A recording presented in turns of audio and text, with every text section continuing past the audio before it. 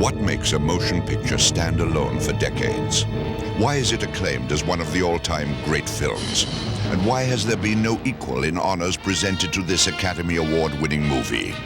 Perhaps the answer lies in the efforts of the men who created Lawrence of Arabia, the motion picture that made great international stars out of Peter O'Toole and Omar Sharif.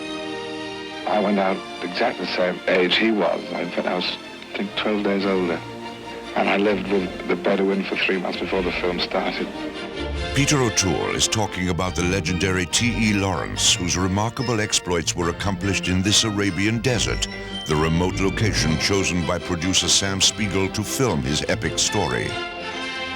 It was a huge task just to have the necessities of life flown in, because the nearest town was 150 miles away and the movie company had a 5-month shooting schedule.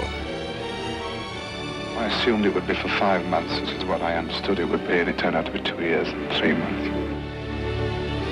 It was a site unmarked on any map until discovered by director David Lean and art director John Box. These Academy Award-winning movie makers had to recreate an era out of a desolation that knew only these Bedouins and their camels. All that's ever been here have been nomads and the sounds that hang in the air of Lawrence of Arabia and his Arab legions as they battled the Turks during the First World War. Shooting color film in the blazing desert required the greatest of planning and patience. The wind and sand were a constant danger to the sensitive color lenses of these massive 70mm Panavision cameras. During the filming, Peter O'Toole developed a very close relationship with director David Lean. Lean also guided Bridger River Choir and Dr. Zhivago to Academy Awards. His technique is unmatched when it comes to blending vast scenics with close-up dramatic action. In Lawrence of Arabia, his genius led Peter O'Toole to worldwide stardom. Now, I find acting very difficult. I'm sure David finds directing very difficult. And at 130 in the shade at the top of a sand dune, sitting on a camel covered in vermin doesn't make it any easier. The men behind the cameras were faced with another kind of problem. They had to make all their equipment mobile to cope with the demands of the rough and uneven terrain.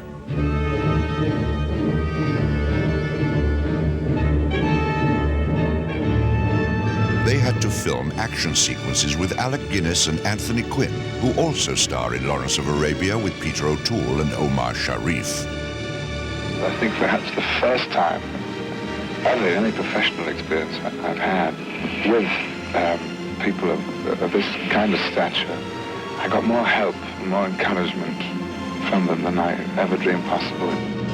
Peter O'Toole and Omar Sharif were both nominated for Oscars after their performances in Lawrence of Arabia.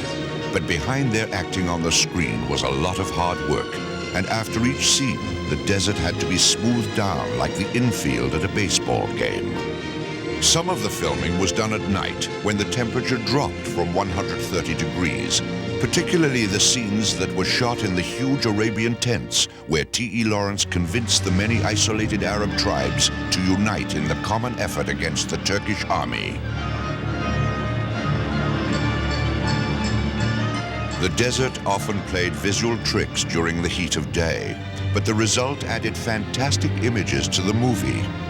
During the filming of one sequence, these camels seemed to be walking on air above the sand. This is a mirage.